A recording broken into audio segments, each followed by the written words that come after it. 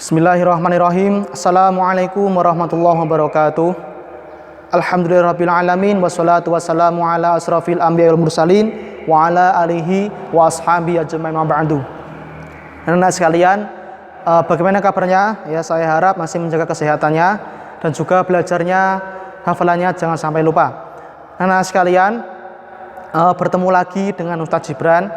Ya, pekan kemarin, di video kemarin kita telah membahas ibadah haji, syarat-syarat dan juga ketentuan yang lainnya sudah kita pelajari. Nanti bisa diulangi lagi di rumah ya, dibaca-baca lagi, dihafalkan. Kemudian anak sekalian, pada kesempatan kali ini kita akan membahas tentang ibadah umroh. Untuk ibadah umroh ini perbedaannya dari haji, yaitu haji sudah ditentukan waktu tertentu. Kalau umroh itu tidak ditentukan oleh ketentuan waktu. Ya, jadi umroh ini bisa dilakukan sepanjang tahun dan hukumnya wajib seumur hidup. Nah, itu merupakan pengertian dan juga hukum dari umroh.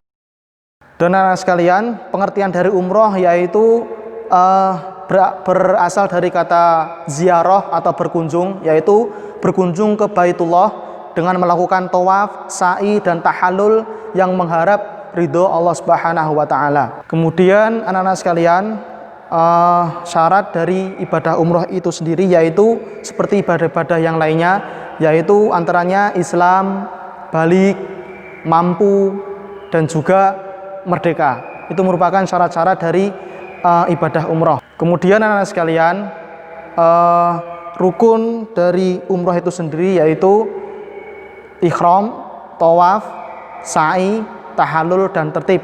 Ya, ihram sebagaimana kita ihram di ibadah haji seperti biasanya. Kemudian tawaf mengelilingi Ka'bah, sa'i yaitu berlari-lari 7 kali dari Bukit Sofa ke Marwah, tahallul yaitu memendekkan atau memotong rambut kita, dan juga tertib. Ya, tertib ini dari ihram sampai tahallul tadi kita lakukan secara berurutan dan tumakninah. Kemudian anak-anak sekalian, kita akan membahas wajibnya umroh. Ya, wajibnya umrah itu yaitu ihram dari mikot yang telah ditentukan, yaitu mikot makani atau tempat yang telah ditentukan.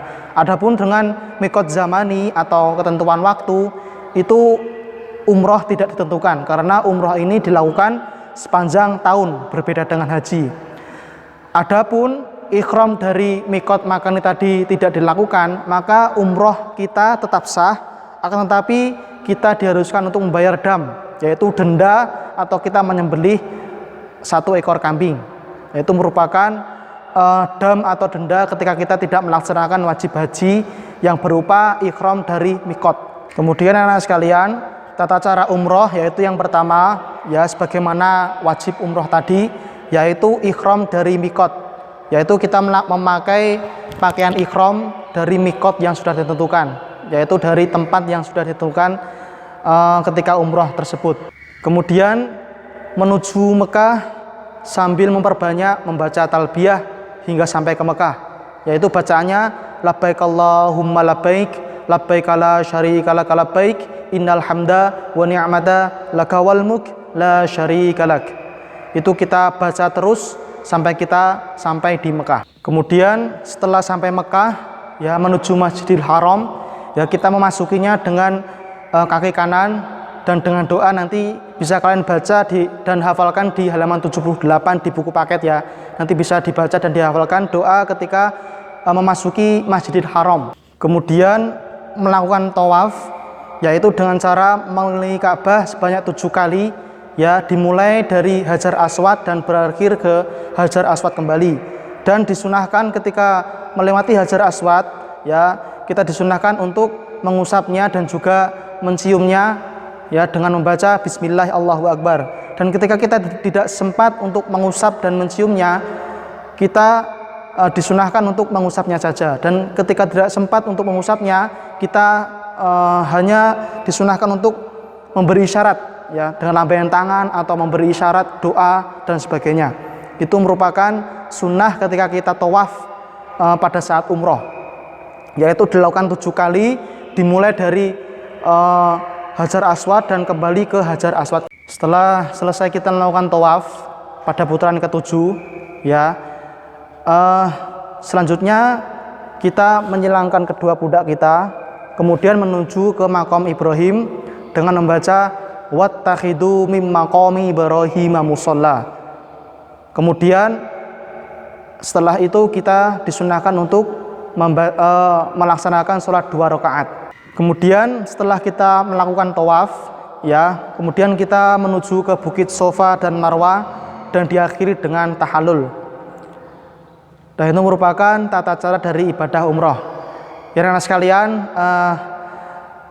demikian merupakan ketentuan-ketentuan dari ibadah umroh. Ya mulai tadi pengertian, rukun, syarat, tata cara, dan itu nanti kita baca lagi, ya kita pelajari lagi.